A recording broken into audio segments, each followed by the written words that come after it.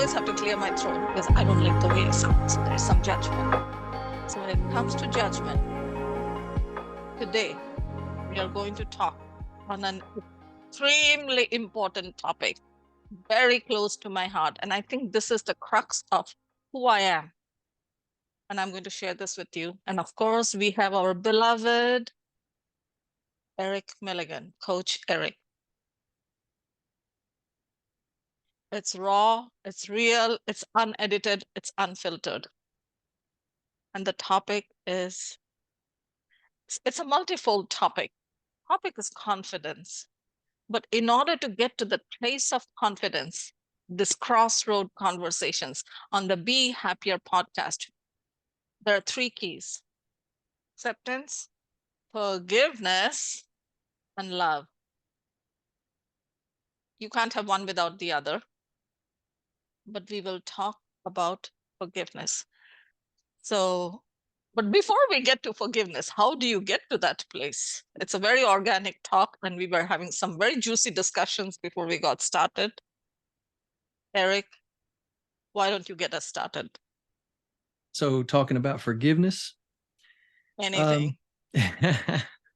So, before we got on the cast here, for those of you who have tuned in, welcome, and hope you get a lot out of this, because as usual, we get into things and one comment leads to another, and we ping off of each other, and it just kind of feeds and grows. So hopefully you guys are getting a lot out of this.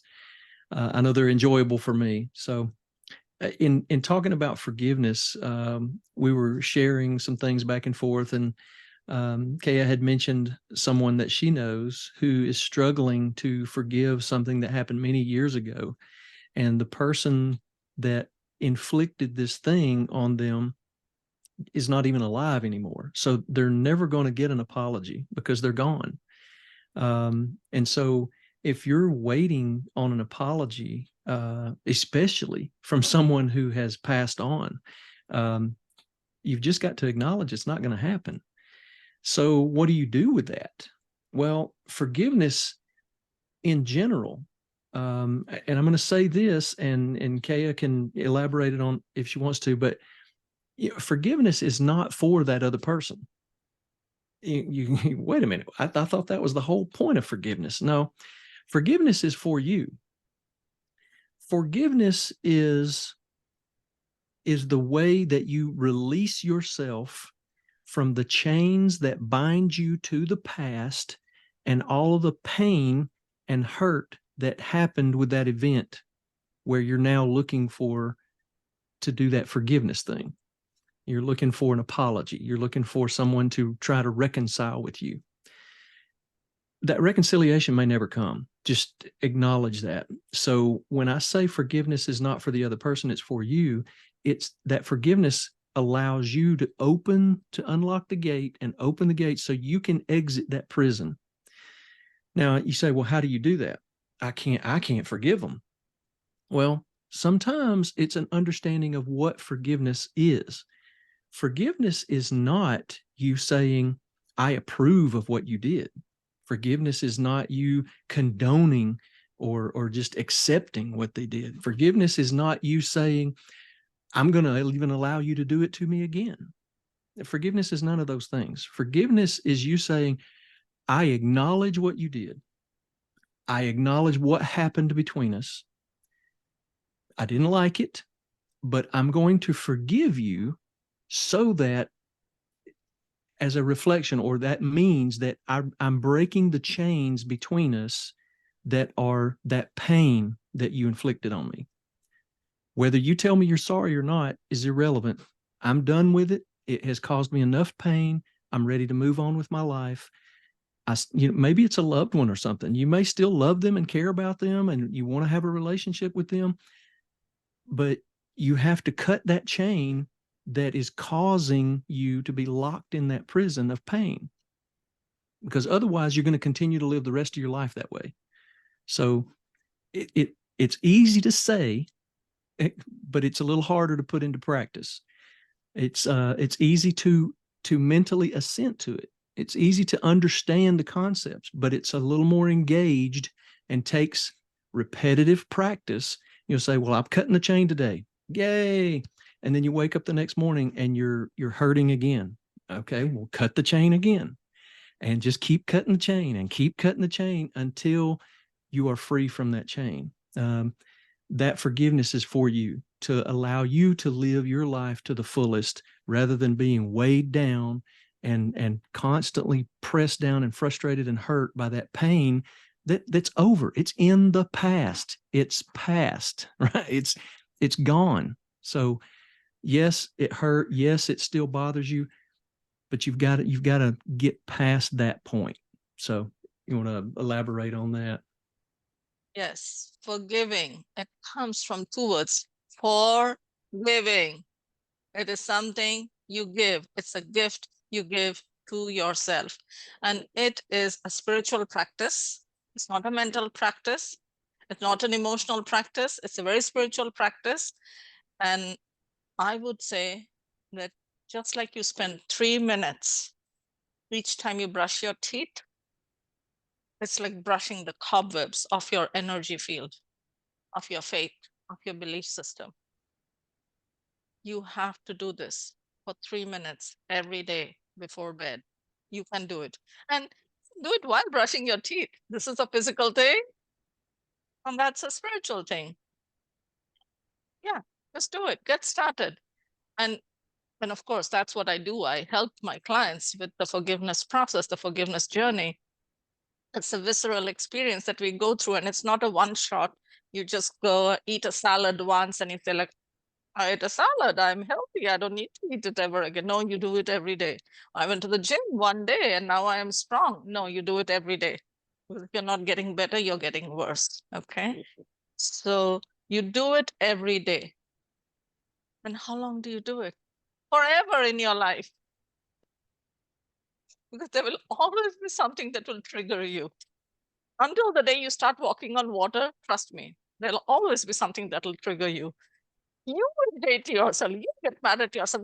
How would you do this again? Forgive yourself. You do that. And this is a topic that we can talk. But without further ado, if you really want to go deeper, hit us up. You want to talk to Eric? Call him. His contact information is in the show notes. You want to talk to me? Hit me up. The information is in the show notes. If you're watching this on YouTube, scroll down. You'll see it in the description, how to contact Coach Eric, how to contact Coach Keya, and let's get started. It's a free call, just connect. And let's get started. CoachKeya.com/connect. And you can even say, hey, I don't want to talk to you, but I wanted to talk to Coach Eric. I'll hook you up with him, or just go to the show notes and do it. The way we got started on this conversation before we got together with you, it was about the masculine and the feminine energy. It's about your creative side and your reactive side, your analytical side and your emotional side. How do you balance the two? Whether you are religious or not religious, whether you are an atheist or an agnostic, whether you're a Buddhist or a New Age person, it doesn't matter who you are. There's a part of you that wants to just sit back and chill and sit in a circle and talk. And there's a part of you who wants to get up and do. There's a father in us, there's a mother in us, there's a provider in us, there's a nurturer in us. We have it both. How do you bring it to a balance? Because there are people who will say like, oh, I like positivity and I don't like negativity. I love this pleasure island. I don't like this painful island. And you need to bridge the gap between the two. Because if you're only chasing pleasure and you're trying to run from pain, you can run, but you can't hide. So you can't do that. And anything that is pleasurable also has its own expiration date. There comes a time when you're like, I don't want to eat this apple too much. Like, how many apples can you eat in a day? One? If it's tiny, maybe 1.5. Because it's too good to be true. And yeah, you can't have too much of all this good stuff. So bottom line, what I'm trying to tell you is we are not focused on positive. We are not focused on negative. We are focused on neutral. You want the neutral energy. And that is how, but you cannot live in the neutral energy. As a physicist, I'll tell you that that ideal state is not a state of existence. You can only aim for ideal, but you exist in real. You always exist in the real state. So it's a balance, it's like the seesaw. It's like the teeter-totter going up and going down. So how do you live in that state of balancing the masculine and the feminine, the man in you with the woman in you? Because you're not defined by your genitalia. You're defined by what is your essence in this moment. So in order to get started on this conversation, if you are a very religious person, I want you to hear Eric out, because he has something amazing to share. So go ahead, I'll leave it to you. All right. I wanted to jump back. One thing that you said earlier about this thing that triggers you. And I heard somebody a while back, and I apologize, I can't remember who it was talking, but I found it very interesting that it might have been Brendan Burchard, but he said that he has incorporated some physical triggers in his life that basically, to borrow kind of from Tony Robbins, that state triggers, to trigger him to go into a certain state. So like if he's going to go on stage to do a presentation, he needs a certain energy.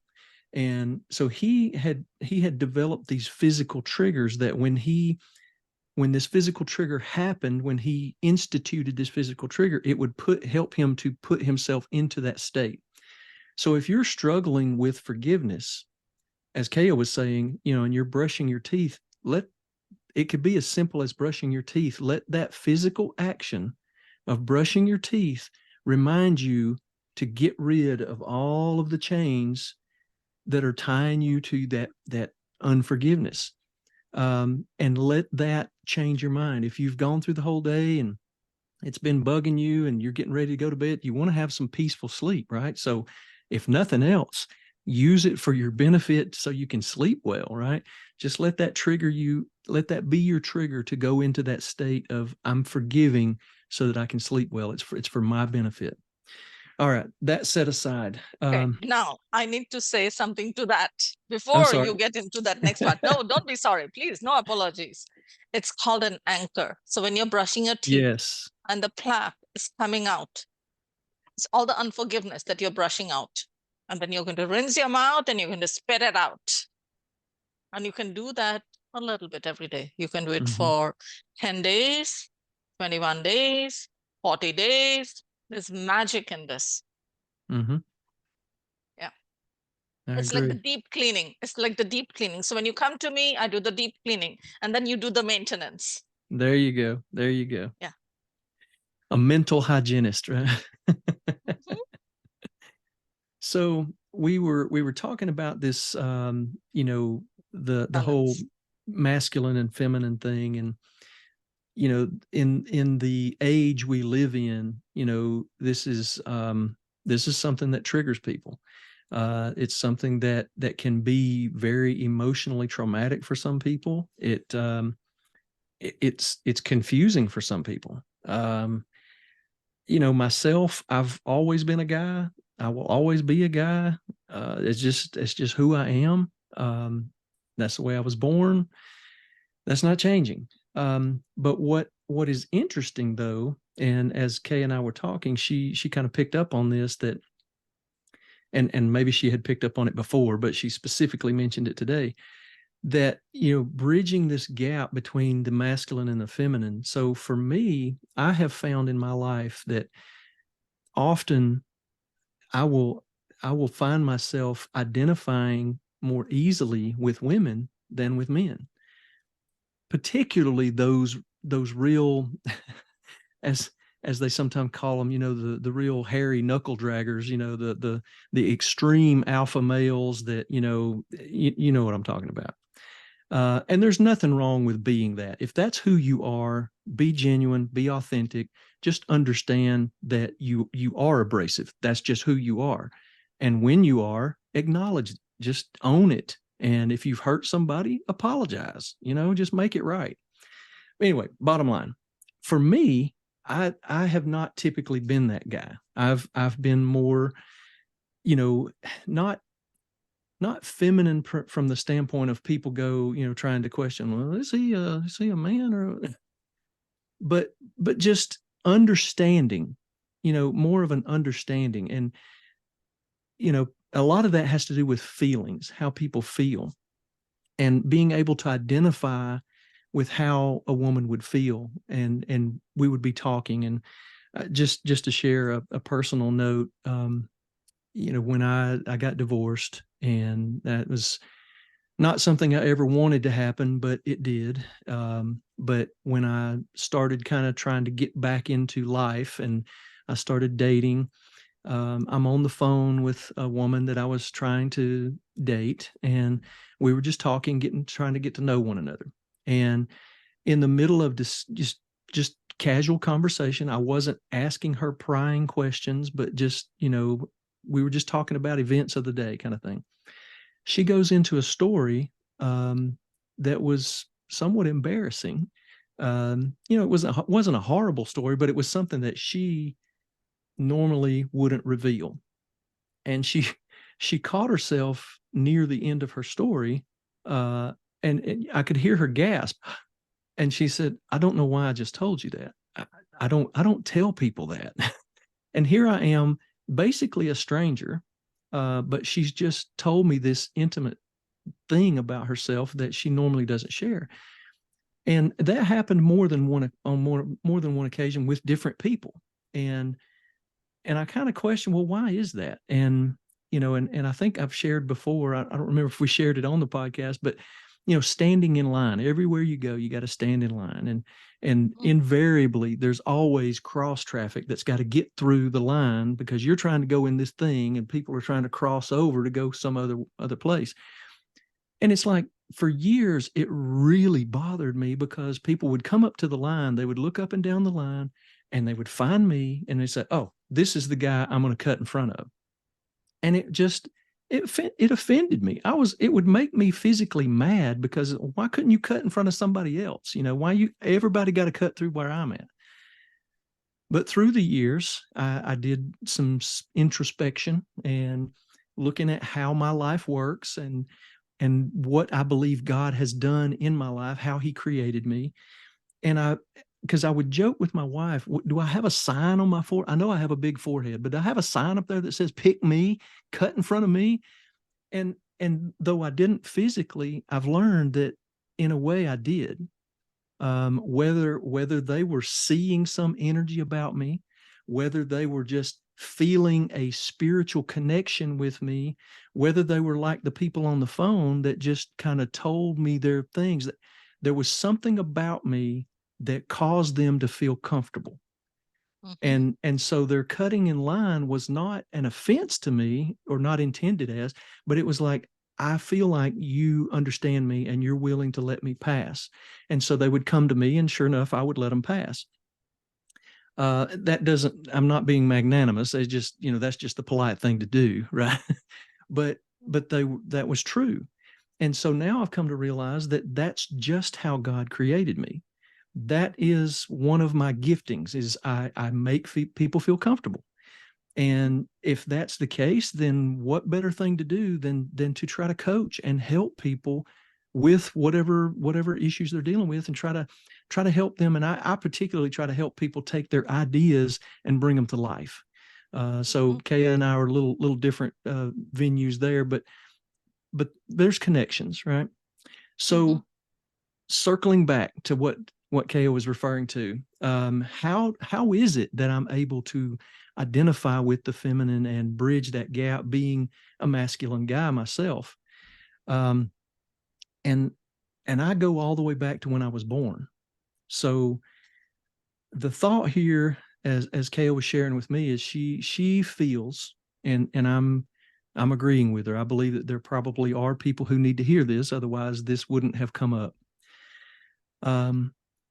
So when I was born, I had a condition that is nicknamed waterhead. I think it's technically called hydrocephalus. And it's where the fluid is not draining off the brain properly. And as an infant, your skull has not fused. So it's fluid, meaning the parts move and expand. So as this fluid is building up on my brain, my head is getting bigger and bigger and bigger. Now, if you've done any research, if you've heard any stories, you know that this condition can kill babies. It can cause babies to be mentally retarded or to have very severe disabilities in different ways. And it requires treatments, it requires drugs, it requires surgery to put in a shunt. And that's what they told my family.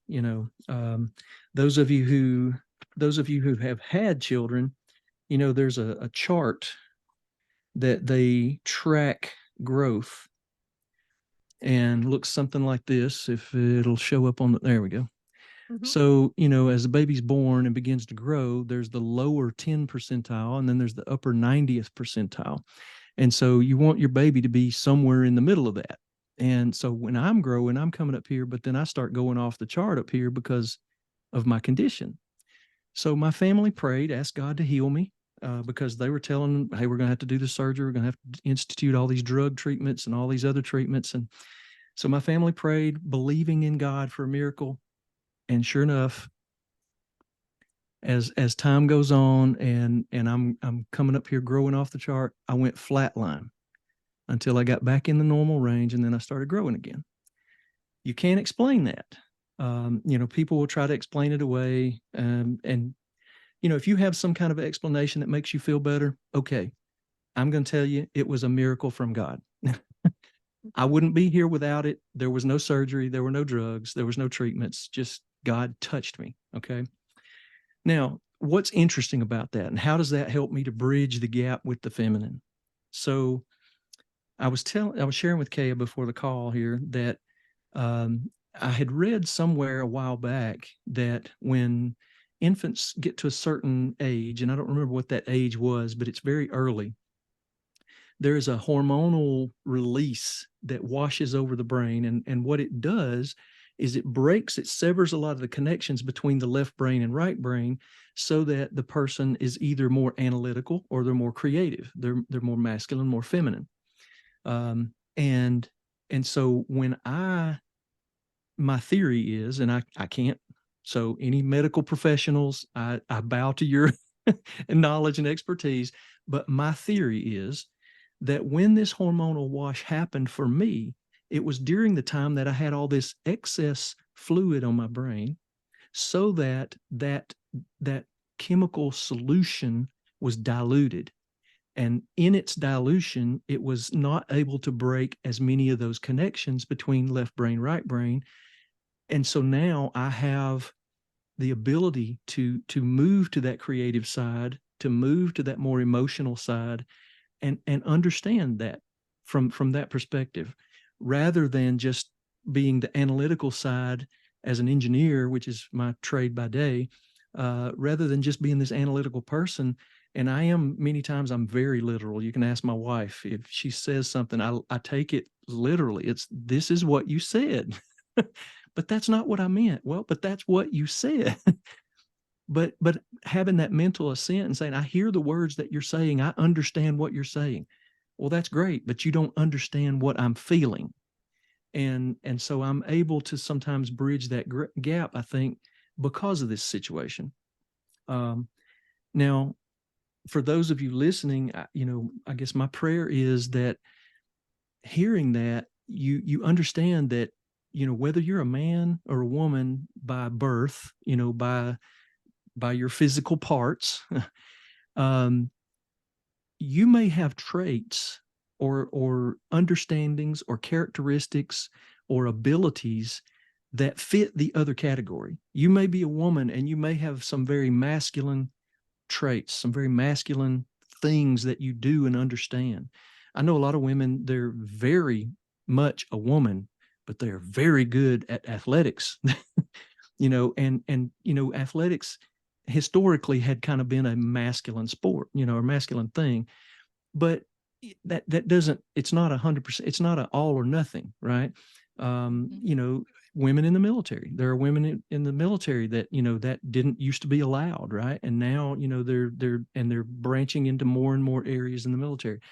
Men that, it used to be taboo to, to be some kind of a, chef or designer or, those kind of things. And now, it's a source of pride for many, to be able to design things that people wear and they love wearing them. I mean, that takes artisticness, or artistry and creativity.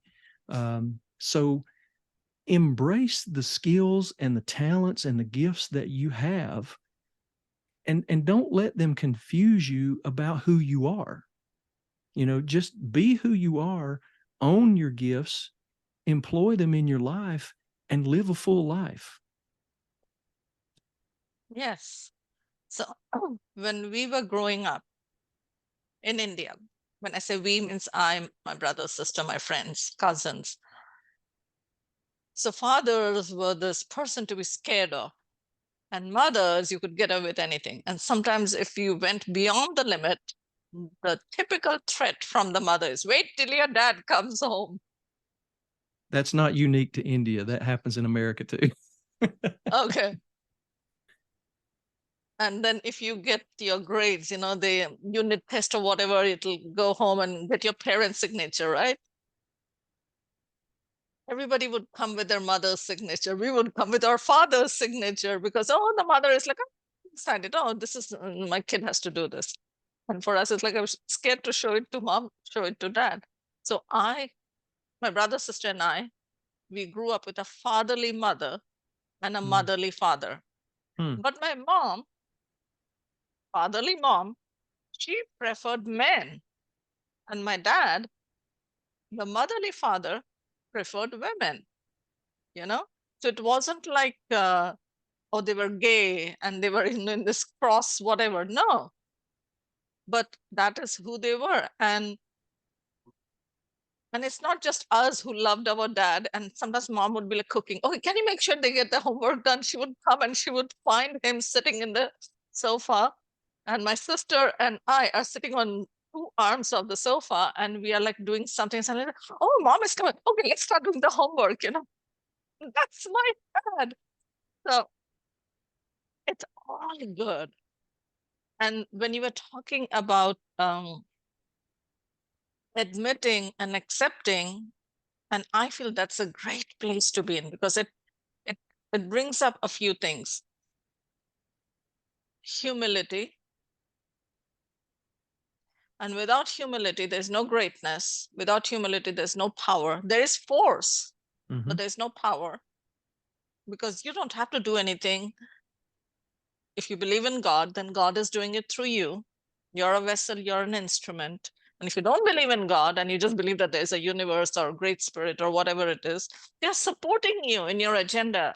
That energy field is, as a physicist, I'll tell you, like it's just flowing through you. And if you don't know what that is, go and watch Oppenheimer. They're not paying me to say this, but go watch it and watch it again and again. And when you talked about that, you are safe. I have the same thing too. And my daughter, once she got mad, when I was at in this 2007 or something, and I was like, I don't know why this is going. She says, Mom, you are a mooch magnet. You attract all mooches. And today I feel very proud to say that, yeah, if somebody felt safe with me in sharing their stuff, and strangers, and in India, you travel by train, a stranger sitting next to you, spilling his guts out, spilling his heart out, and then he just leaves. You are safe. And I used to call myself, I went to a Catholic school and I used to say, man, I'm like confession box. Everybody wants to come and tell me their secrets, their stories, and then they don't want to be friends with me. I was in my late teens and my early 20s. I thought like, oh, they're telling me all that stuff, right? I don't want to be friends with them. They just needed, so I used to call myself, oh, I'm the confession box. People want to come and confess. And another thing you mentioned was your gifts and your talents. Was your gifts. You don't own them. They come to you, either if you believe in karma, You believe in genetics, it's something like a cobbler's son will be a better cobbler, like, something like that, if you think about it that way. So it comes to you, but your talents are something you can work on. Mm-hmm. And when the two of them merge, then you become an unstoppable force. And your friends and your family may not recognize it because, they have seen you scratch your nose and, or scratch your eyes and pick your nose and take the garbage out. So they may not respect you for that. But you can always find objectivity with people like Eric and people like me, come and talk to us and let us know what's going on. And let us give you our side of it, because we are not emotionally invested. We have nothing to lose or nothing to gain. We just hear you out and we just tell you that, sure, you can do this or look at it some other way. Yeah, do this, but you can also have another perspective. And that's what we do as coaches. And when you talked about, there was one more thing you said. Oh my God, I should go look at my notes. Well, while you're looking, one thing that triggered me to a thought was, we're not invested. We don't benefit or lose. That's not exactly true, because we are trying to follow our purpose, our created purpose. Thank you. Why do I exist?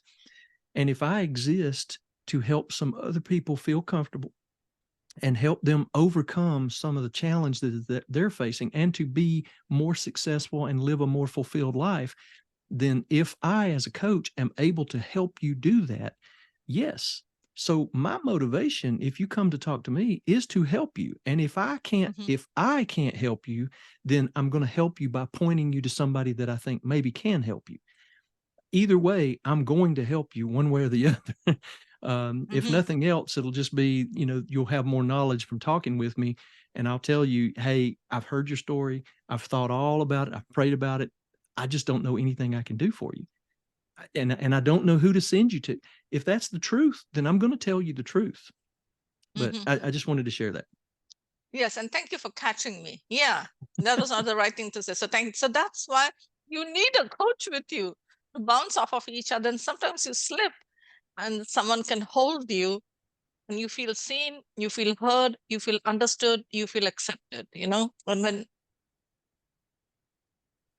and that just Bless you. gives you some space. Thank you. And that just gives you some space for expansion, because you get so cramped with where you are in your thoughts and your emotions and your feelings and the to-do I, list, the I like never-ending that. to-do list. I like that expansion, because if you think about it, we all want better things. That we want to be more, we want to do more, we want to have more, and all of these things require space. Here's the thing: your life is full already. We fill up our lives from the day we begin. Our life is full. As a baby, our life is full of harassing our mom to get what we want. I need to be fed, I need to be changed, I need to be rocked to sleep. What but as we get older, our needs change, our perceptions change, but we continuously fill our life up. There's no empty space. If you have empty space, you're sitting on the couch gorging on Netflix or something, right? You fill that space up. Here's the thing: Keya mentioned expanding.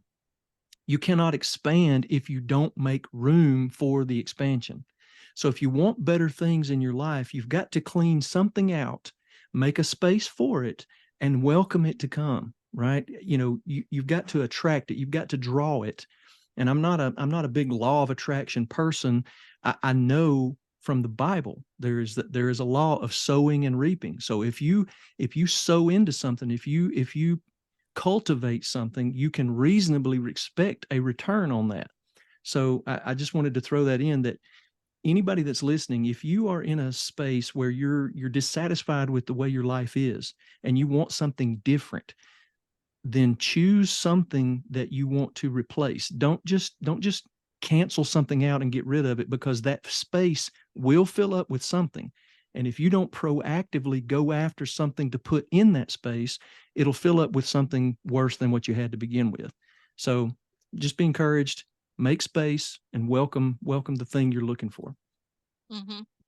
And it came to me what you were sharing, like when we were talking about fulfillment and purpose. So, Eric, you make a fine living, right? You make a fine living as an engineer. Once I heard you say you almost make 3 times the money your dad made. That's a great achievement. Your children are doing well. Your wife is doing good. And then after the work, after the work that pays you, you go and do more work Mm-hmm. 5 days a week, right? Monday, Tuesday, Wednesday, Thursday, and Sunday. Mm-hmm. And on Friday and Saturday, you're going shopping, not just for your family, but also for your church. So you already have a super filled plate. And yet you want to do this for people, Mm-hmm. to help them live a fulfilling life, not just the people who come to your church, not the people in your programs, not the people at work, but even others who want to know, like, can I do this? Should I be doing this? Should I even think about it? Should I even dare dream? Mm-hmm. That is completely 100%, that's God's work. God is moving you. You are, he, she, it is the divine orchestrator, the puppeteer. And we are just moving. And when you talked about sow and reap, Mm-hmm. every religion has this. Hinduism calls it the law of karma. Mm-hmm. What you get, you give. What you give, you get. Physics, cause and effect. Mm-hmm. Buddhism, law of causalities. So it's covered everywhere. And as you sow, so you reap. If you're planting lettuce seeds and expecting carrots to come out of that, ain't happening, brother. Mm-mm. And when you talked about the spaciousness, this is my example, which I give my clients, that you have to intentionally fill up your space, because think of your room. It's messy. Forget your room, your table. It's messy, right? So one day you're like, I'm going to clean my table. You clean up your table. By the end of the day, it's back to being your table. I'll just leave it at that, because universe has no concept of void. Mm-hmm. Even when you look at, as a physicist, you look at a black hole, you think that's a void. No, it used to be a supernova. It has become a black hole, and little starlets are being born inside. So there is no concept of void. If you think there's a star here and there's a star here and there's nothing in between, there is stuff in between. It's just that our telescopes can't detect it yet. But everything is energy. If you think of this body, we are a human being, a human in biology, or an organism. Why? Because we have organs. Mm-hmm. Organs have cells. Cells have molecules. Molecules have atoms. Atoms have subatomic particles. So all you are is a cluster of energy particles. And you're vibrating at a certain frequency, and then you're vibrating at a certain frequency. Like when you have emotions like anger, sorrow, fear, guilt, hurt, shame, pain, doubts, they're all a certain frequency. And then you pray and, you're blessed. Like when baby Eric was there in that place, I mean, this is what I do. I do hands-on healing and I do hands-off healing too. I mean, for the last 3 years, everything has been hands-off. That's all. It's not that Keya is laying her hands and Keya is healing someone.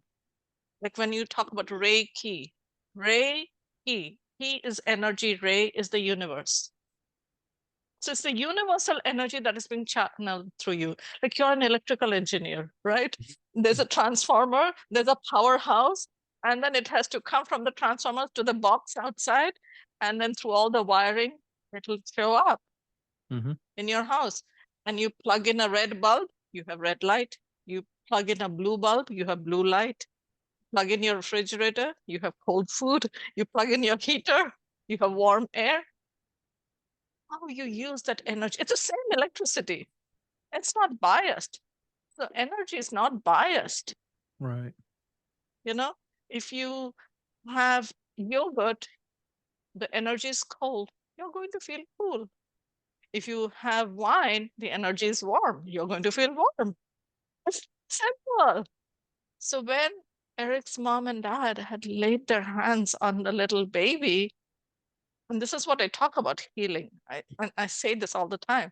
Like if you're a baby, well, like first of all, let's talk about his parents. When they held the baby knew that I'm safe. Mhm. Somebody loves me. Because he was talking about, remember how Mhm. a baby's job is to harass their mom, Mhm. harass their mom.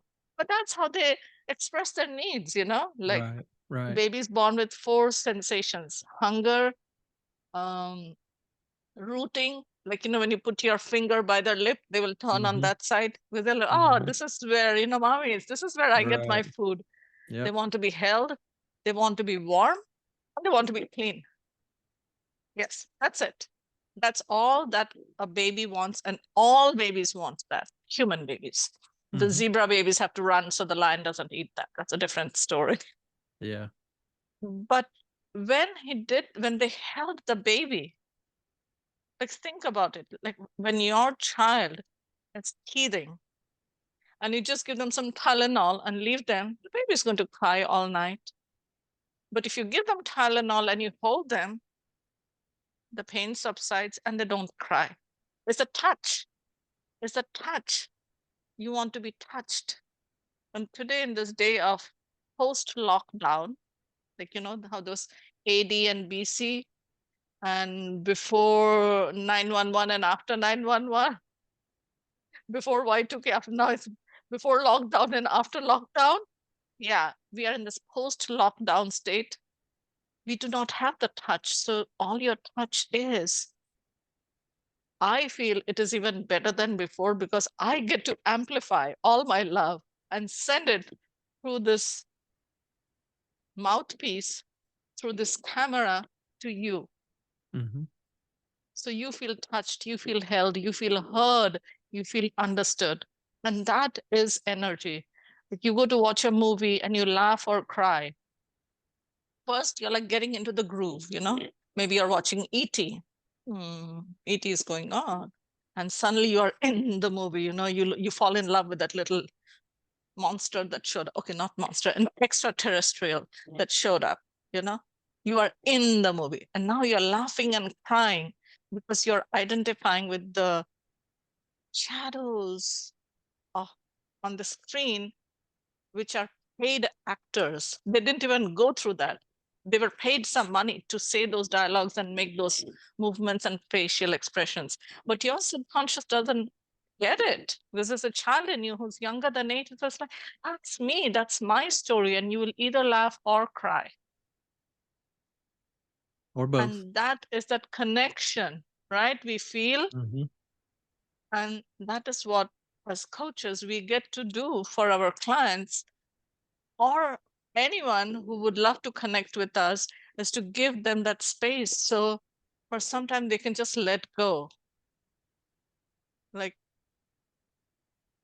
every muscle, as a hypnotherapist, I'll tell you, every muscle in your body needs to relax. And when your eyelids are completely relaxed, they cannot open. And I tell them, if your eyes are opening, you're not completely relaxed. So breathe some more and relax it. So you can really let go of this thinking mind and getting to your feeling mind and your feeling body and visualize that new vision for yourself. So you can have that, find that confidence in you. So you can live that purposeful life, have the direction, find that fulfillment. I love the analogy that you drew between the movie on your TV or on the movie screen, that these are paid actors to portray an event, a series of events in the movie. And in doing so, they express certain emotions, happiness, sadness, tension, relief, love, all those kind of things. And these are emotions that we understand and we identify with, and many times we long for. And that's why so many times people get so caught up and attached to certain movies, because the thing that they really want is in that movie, and it's portrayed very well. And really, it goes back to, every interaction between two people, there's that transference of energy. You were talking about the vibration, and we are just bundles of energy, low vibration, high vibration, and everything in between. And so when you see that on the screen, these actors have learned how to adjust their state. Okay, the director comes up and says, okay, this is the scene where ET's leaving and they're all going to be sad, because they don't want him to go. But then by the end, they're going to be happy because he got away, and everything's going to be, wonderful. And so, okay. So now we got to get in that state. We got to be sad, but then we got to turn right around and be happy. But they've learned how to put themselves in that state. I need lower energy because I'm sad. Wait, now I need higher energy because I'm happy. And so when we were talking earlier about these different emotions and that vibration level, and how that plays into sowing and reaping, so when you're vibrating at a certain frequency, that the law of attraction proponents, they really push that about, you attract to you what you vibe with. So if your vibration is more in that hatred and sadness and loneliness, and then that's what you're going to attract to. You're going to be attracted to that, and you're going to attract that to you, because that's the resonant frequency that you're resonating together.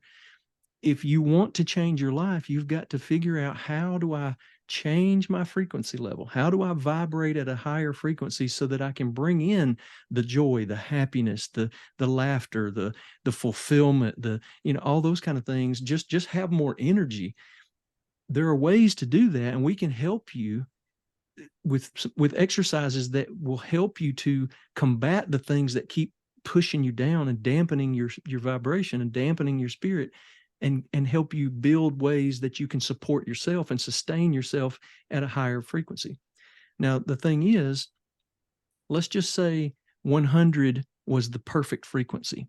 And I'm not going to give it a frequency designator. I'm just saying, let's just say 100 was the perfect frequency. If you vibrated 100 all the time, you're going to get bored with that. We as human beings are such adaptive creatures. I mean, you have people, who have been in concentration camps or in prisoner of war camps, and they have learned how to navigate, survive, and even sort of thrive in those harsh, negative environments, because they learned to adapt to that situation. Then you've had other people who have had everything given to them. They should have had the most wonderful life. They never wanted for anything. Everything they had was at their fingertips. I just had to ask for it. I want this. Boom, there it is. I want this. Boom, there it is.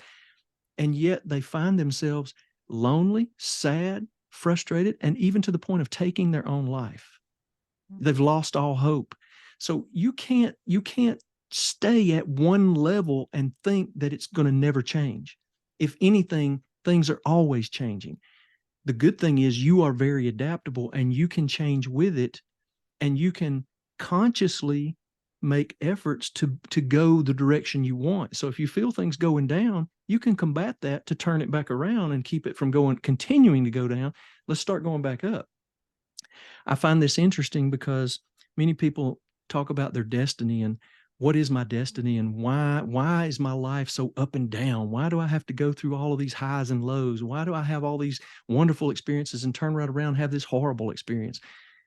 This is why. So you see this key, and you see all these ups and downs here, right? We know keys, of course, today a lot of things are wireless and cordless and keyless. It's all signals now. But back in the day, when you actually had to physically put a key in a lock, these are what turned those specific tumblers that would open that one lock. And so I use this kind of as an analogy when I'm trying to help some people to understand the ups and downs of their life. Your destiny is locked up over here, and it can only be unlocked when you turn all the tumblers in your life. And your key is the only key that will unlock your destiny. So that's why your life is the pattern that it is, because that's what you need to draw out of you the things that need to come forth in your life to fully bring about your destiny. Yes, and that is how we unlock the key, and E.T. goes home. Yay! I'll see you on the next one. And when you were talking about the person having everything and still Yeah. feeling like they have nothing, I remembered one person story that I heard. I'd never met this person, Dodi Al Fayed. His father wanted him to have everything and no troubles at all. He even got the princess in the end, Mm. Princess Diana. And like he had everything, but he had a life with no purpose, if I might say it, because Yeah. everything Yeah. was given to him, right? Everything. He even got the princess. His daddy got him the princess. Yeah. And then you die in a tunnel in a car crash. Mm. So, Well, that struggle though is so important, and you can look at the caterpillar to the butterfly. Without the struggle to come out of that cocoon, the butterfly never flies. If he doesn't have to struggle to get out, he'll never fly. So embrace your struggle, as they say in the military. My son's in the Army. He embrace the suck. It's gonna suck. You know it's gonna suck. Just embrace it, push through it, be consistent, don't give up. Know that on the other side of the suck is some good stuff. You'll be able to fly. it's like going to a gym. Why do you go to the gym? Do you go to hurt yourself or grow some muscles? You know?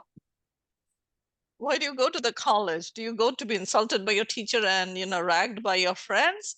Or to walk out with a piece of paper that guarantees you something at the end of it? Yes. So that is why, even this morning when I was journaling, and I'm writing my 12th book now, and Wow. I was going through, like whenever I had this struggle with money, everybody comes in, why don't you go back to work and you can make all the money? And I'm like, no, I don't want that. I have a bigger purpose. I know my why. Mm-hmm. It is to be with you, my friend, to hold you, to love you, to listen to you, to cry with you, to laugh with you, to share with you, so you can live that purposeful life. Why? The reason why you incarnated, so you can be home. If I could be anywhere, I'd be here with you, sharing our healing hearts, our hope and our truth. Joy overflows here at the crossroads. Here at the crossroads. Oh, here at the crossroads.